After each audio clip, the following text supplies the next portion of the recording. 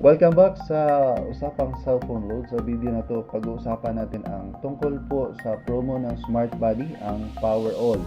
Sa Power All, mayroon pong dalawang promo, yung 7 days na mayroong 8GB na data at 7 days na 12GB na data.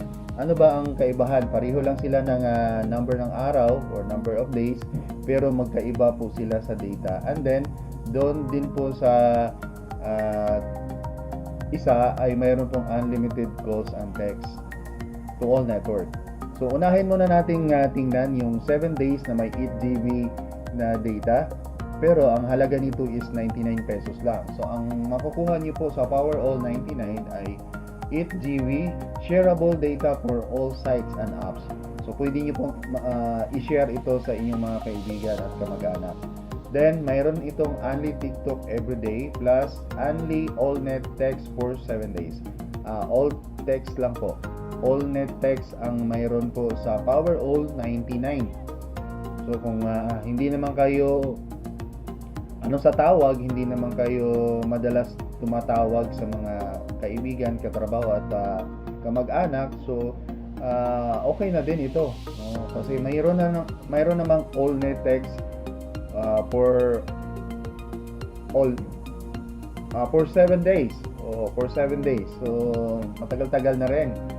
Power All 99. So ang Power All 149, ito ang maganda.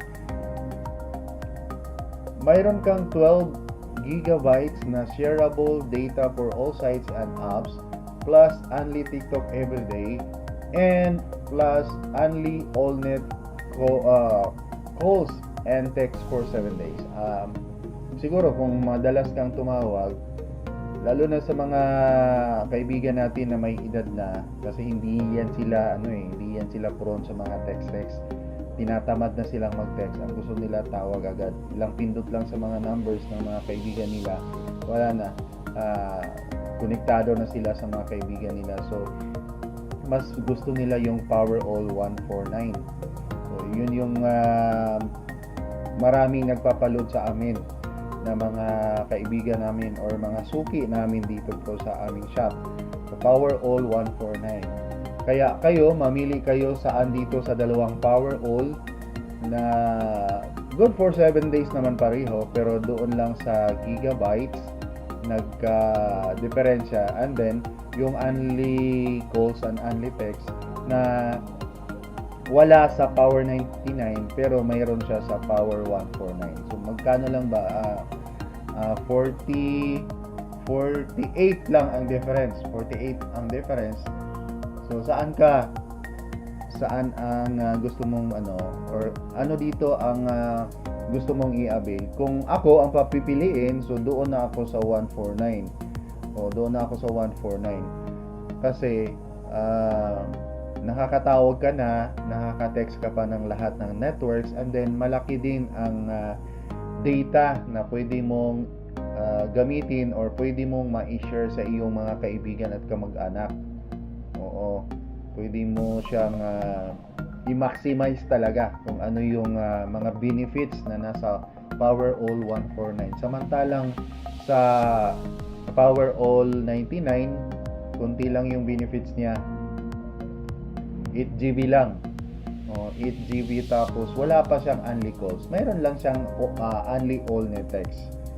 So sa mga kabataan siguro, sa mga teens natin na mga suki or mga kaibigan, gusto nila ito. Hindi naman masyadong matawag yung mga teens.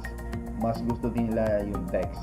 Unless kung gagamitin nila sa mga, alam nyo na, ayun, madalas sila tumatawag. Pero mostly talaga ang gumagamit ng tawag ay yung mga may edad na or yung mayroong mga trabaho at busy na wala na pong time mag-text. Mas gusto nila call. So yan po ang Power All 99. Kayo na Power All promo na mayroong dalawang option, Power All 99 at Power All 149. Kayo na po ang mamili. So kung nagustuhan niyo po ang video na to, paki-like and share, and don't forget to subscribe. Usapang cellphone load. Abangan niyo po ang next video namin sa another promo na naman ng iba't ibang telephone or telcos. Maraming salamat. Paalam po.